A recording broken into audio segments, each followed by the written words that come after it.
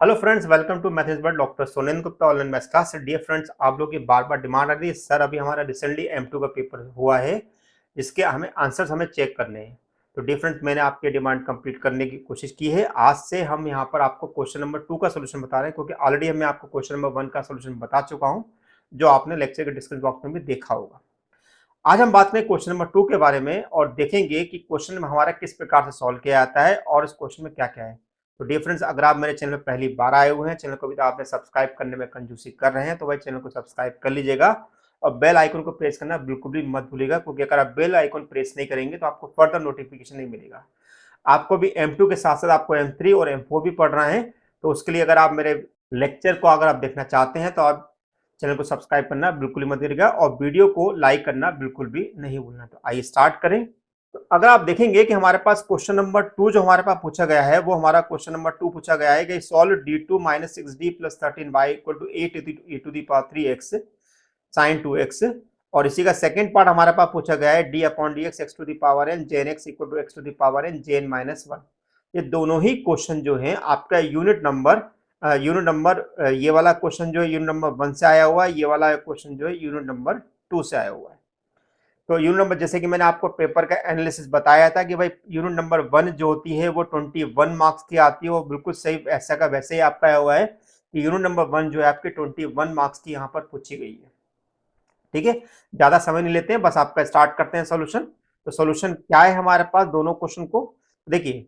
अगर हमें यहाँ पर 2a क्वेश्चन को अगर हमें सॉल्व करना है तो 2a क्वेश्चन को हम किस प्रकार से सॉल्व करेंगे। तो देखिए, आपका क्वेश्चन है d2 - 6d + 13y = 8e⁻³ sin 2x। सबसे पहले इसको हम डेरिवेटिव फॉर्म में लिख लेंगे, क्योंकि हमें बताना जरूरी होता है कि भाई डेरिवेटिव हमारे पास जो है कौन सा वेरिएबल इंडिपेंडेंट है और कौन सा वेरिएबल डिपेंडेंट है। तो यहाँ पर हमने लिख दिया d2y/dx² - 6dy/dx + 13y = 8e⁻³ + sin 2x। हम जानते हैं कि यहाँ पर d का मतलब जो होता है d/dx होता है, तो हमारी इक्वेशन वापस हमने उसी फॉर्म में लिख दी। अब चूंकि हमारे पास ये इक्वेशन जो है this is a linear differential equation higher order with constant coefficient को, जिसको आप CFPI के क्वेश्चन बोलते हैं। तो ऐसी कंडीशन में हम इसकी ऑक्सिलरी इक्वेशन निकालेंगे m² - 6m + 13 = 0। डेफिनेटली यहाँ पर हमारे पास 13 जो है एक प्राइम नंबर है, तो ऐसी कंडीशन में हमें इसका जो फैक्टर है वो हम निकाल नहीं पाएंगे, तो हमें फॉर्मूला मेथड से इसको निकालना होगा। तो हमारे पास क्या हो गया, हमारा फॉर्मूला क्या होता है, -b + -√b² - 4ac/2। उस लॉजिक को हम यहाँ पे फॉलो करेंगे। तो 6 + -√-6 का स्क्वायर -4 × 1 × 13, यानी कि 36 - 52। 36 - 52 जो होता है वो -16 होता है, और -16 को हम यहाँ लिख सकते हैं 4i³, क्योंकि अंडर रूट में मेरे पास माइनस साइन आ गया है। अब यहाँ पर हमने 2 का डिवाइड किया तो मेरे पास मिल गया 3 + -2x। अब यहाँ पर हमारा जो रूल लग रहा है वो अल्फा प्लस माइनस आई बीटा का रूल हमारे पास एप्लीकेबल हो रहा है। तो हमारे पास क्या होगा, e⁻3x c1 cos 2x + c2 sin 2x। तो अगर आपने क्वेश्चन यहां तक सॉल्व किया हुआ है तो आपको डेफिनेटली वो 2 से 3 मार्क्स आपको दे सकता है, 2 भी दे सकता है और 3 भी दे सकता है। अब बात करते हैं इसके पीआई की। तो पीआई होगा 1/d² - 6d + 13 8e⁻3x × sin 2x। क्योंकि अब यहाँ पर हमारे पास जो रूल जो लग रहा है वो लग रहा है e⁻ax × v का रूल हमारे पास अप्लाई हो रहा है, और e⁻ax × v के रूल के अकॉर्डिंग e⁻x को जब बाहर निकालते हैं तो यहाँ पर d की जगह d + a रखते हैं। तो यहाँ पर हमारे पास a कितना हो गया 3, तो यहाँ पर रखेंगे d + 3 का होल स्क्वायर -6d + 3 + 13, है ना। तो अब मैंने d + 3 के होल स्क्वायर को ओपन किया, कितना मिलेगा d² + 6d + 9 -6d - 18 + 13। साफ साफ दिखाई दे रहा है कि मेरा 6d से 6d कैंसिल हो रहा है। 13 + 9 हमारे पास हो गया 22, और 22 को अगर मैं 18 से माइनस करूंगा तो 4 मिलेगा। अब यहाँ पर हमें ट्रिग्नोमेट्रिक रूल अप्लाई करना है। ट्रिग्नोमेट्रिक रूल के अकॉर्डिंग क्या होता है कि जो भी मेरा d² होता है मैं उसको वहां पर मैं -a² रखता हूँ। तो अगर मैं d² की जगह -a² रखूंगा तो आप देखेंगे कि -2 का स्क्वायर प्लस 4 जो होगा वो 0 के इक्वल बन जाएगा। इसका मतलब ये हुआ, यहाँ पर हमारी कंडीशन लग रही है कि f(-2)² = 0। तो उस कंडीशन में इस रूल को हम फॉलो करेंगे। तो ये रूल हमारे पास क्या है, ये रूल हमारे पास है 1/d² + a² sin of ax, जो कि हमारे पास होता है -x/2 है cos of x। जब इस फॉर्मूले को हम तब यूज करते हैं जब मेरे पास f o minus a square equal to 0 मिलता हो। तो अब हम साफ साफ दिखाई दे रहा है कि माइनस साइन हमने लिखा, ए मेरे पास यहाँ पर 2 है तो 2 लिखा, तो 2 इंटू 2 और साइन की जगह हो गया मेरे पास कॉस, तो ये हो गया अपना, इस 4 से ये हमारे पास कैंसिल होगा तो 2 बचेगा, तो माइनस 2x कॉस 2x। अब हमें केवल इतना करना है कि CF और PI को हमें ऐड कर देना है, तो हमारा आंसर होगा y equal to e to the power 3x c1 cos 2x plus c2 sin 2x minus 2x cos 2x। I hope आपको ये सोल्यूशन समझ में आया होगा और आप अपना आंसर चेक कर सकते हैं। अगर आपको ये आंसर मिला है तो आपको पूरे पूरे 7 मार्क्स मिलेंगे, जिस तरीके से मैंने आपको सॉल्व किया। अब इसी का सेकंड क्वेश्चन देखते हैं। Show that d upon dx x to the power n jn x equal to x to the power jn minus 1। जैसे कि मैंने आपको बताया था एनालिसिस के अंदर कि भाई बेसल्स को जरूर करके जाइएगा, बेसल्स से एक ना एक क्वेश्चन आपका जरूर पूछा जाता है। और देखिए बेसल्स रिलेटिव है, क्यों हमने इसको बेसल्स रिलेटिव बोला है, क्योंकि यहाँ पर jn आया हुआ है।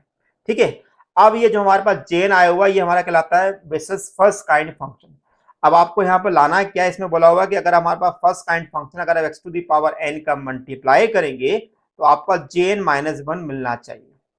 अब इसका मीनिंग समझ लेते हैं कि jnx का फॉर्मूला होता क्या है। तो jnx का फॉर्मूला होता है jnx equal to summation k equal to 0 से infinity minus 1 to the power k upon factor k gamma n plus k plus 1 x upon 2 की पावर n प्लस 2 के, और इस n प्लस 2 को अपन x की पावर में अलग कर देते हैं और 2 की पावर में अलग करते हैं। अब देखो करना क्या है, अगर आपको क्वेश्चन में jn माइनस 1 चाहिए, इसका मतलब है कि जहां जहां मेरे पास n आ रहा है वहां पे मेरे पास आना चाहिए n माइनस 1, तो ये jn माइनस 1 बन जाएगा। इतना बात समझ में आ गया। अब हम एक क्वेश्चन के अकॉर्डिंग हम यहाँ पर x to the power n का मल्टीप्लाई कर दे, तो हमने x to the power n का मल्टीप्लाई किया, तो यहाँ पर x की पावर n प्लस 2 के लिखिए, वहां पर n ऐड हो जाएगा, तो यहाँ पर हमारे पास बन जाएगा 2n प्लस 2 के। अब सिंपल मुझे इसको x के रिस्पेक्ट में डिफरेंशियल करना है। अब देखिए x के रिस्पेक्ट में जब मैं डिफरेंशियल करूंगा तो मेरे पास इतनी टर्म जो है वो कांस्टेंट है, तो केवल, और ये वाली टर्म भी मेरे पास कांस्टेंट है, यानी कि डिफरेंशियल जो केवल x to the power 2n plus 2 के होगा। तो मैं यहाँ पर 2n प्लस 2 के लिख दिया, तो x to the power 2n plus 2 के का अगर मैं डिफरेंशियल करूंगा तो क्या मिलेगा 2n प्लस के और पावर एक माइनस बनेगी। यहाँ तक क्लियर हो गया आपको। अब आप देखो कि इस n प्लस, अब यहाँ पर जो मेरे पास gamma n plus k plus 1 लिखा हुआ है, इस gamma n plus k plus 1 को लिख सकते हैं n प्लस के गामा n प्लस के। क्यों लिख सकते हैं, क्योंकि हमें रूल पता है कि गामा n प्लस 1 जो होता है वो n गामा n लिखा था। इससे बेनिफिट हमें ये मिलेगा कि ये वाला n प्लस के इससे कैंसिल हो जाएगा। अब क्या होगा, अब ये 2 हमारे पास जो है, ये 2 जो है नीचे इस वाली पावर पे शिफ्ट हो जाएगा, तो ये मेरे पास मिल जाएगा 2 की पावर n प्लस 2 के माइनस 1। ठीक है, तो मैंने यहाँ पर देखा कि 2n प्लस 2 के माइनस 1 को मैंने यहाँ पर लिख दिया कि इधर से x to the power 2n में से एक x to the power n मैंने बाहर निकाल दिया, तो मेरे पास यहाँ पर हो गया n माइनस 1 जो मैंने यहाँ पर लिखा हुआ है। ठीक है, अब देखिए इस गामा n प्लस के को हम क्या n माइनस 1 के प्लस 1 लिख सकते हैं, आइयो बिल्कुल लिख सकते हैं। तो अब ध्यान से देखो कि यहाँ पर n माइनस 1 है, यहाँ पर भी n माइनस 1 है और यहाँ पर भी n माइनस 1 है, तो इसका मतलब ये है इस पूरी वैल्यू को हम लिख सकते हैं jn माइनस 1। क्या लिख सकते हैं, jn माइनस 1। तो अब हमारे पास क्या मिल गया, this is a x to the power है, तो हमारे पास हो गया this is x to the power n jn minus 1। Question आया हुआ क्वेश्चन है, पहले भी हमसे क्वेश्चन पूछा गया, जैसे कि मैंने आपको पेपर में ही बताया था एनालिसिस के अंदर कि बेसिस को अच्छी तरह करिएगा तो आपको ये सोल्यूशन मिलेगा। तो इस प्रकार से मैंने आपको क्वेश्चन नंबर 2 सॉल्व करा दिया है। आपको मैं नेक्स्ट लेक्चर में लेके आऊंगा क्वेश्चन नंबर 3। तो डियर फ्रेंड्स, अगर आपने मेरे चैनल को अभी तक सब्सक्राइब नहीं किया है, बेल आइकन को प्रेस नहीं किया है, फर्दर वो नोटिफिकेशन भाई बेल आइकन को प्रेस कर दिएगा। और अगर वीडियो को लाइक नहीं किया तो भाई वीडियो को लाइक कर दिएगा, क्योंकि अगर आप वीडियो को लाइक करते हैं तो इसमें आपका केवल जाता है 1 मिनट, लेकिन इसमें हमको काफी सपोर्ट मिलता है। तो thank you for watching my channel, doctor Sonen Gupta. Thank you so much.